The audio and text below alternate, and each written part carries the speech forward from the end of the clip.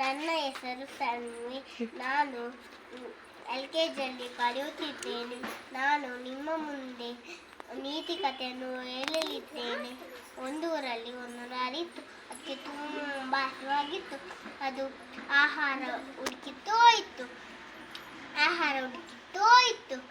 ಅದು ದೂರ ಹೋಗಿದ್ದು. ಅದಕ್ಕೆ ಆಹಾರ ಎಲ್ಲಿ ಸಿಗಲೇ ಇಲ್ಲ. ಅದು ಒಂದಲ್ಲಿ ದ್ರಾಕ್ಷಿ ತೋಟ ಕಂಡಿತು. ಒಂದು ಸಲ ಜಿಗಿಯಿತು, 2 ಸಲ ಜಿಗಿಯಿತು, 3 ಸಲ ಜಿಗಿಯಿತು, ಸಿಗಲೇ ಇಲ್ಲ.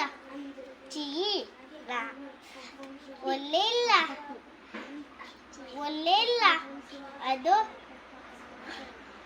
ಬೇಜಾರಿಂದ ಮನೆಗೆ ಹೋಗಿತ್ತು. ನೀತಿ ಕತೆ ಪ್ರಶ್ನೆ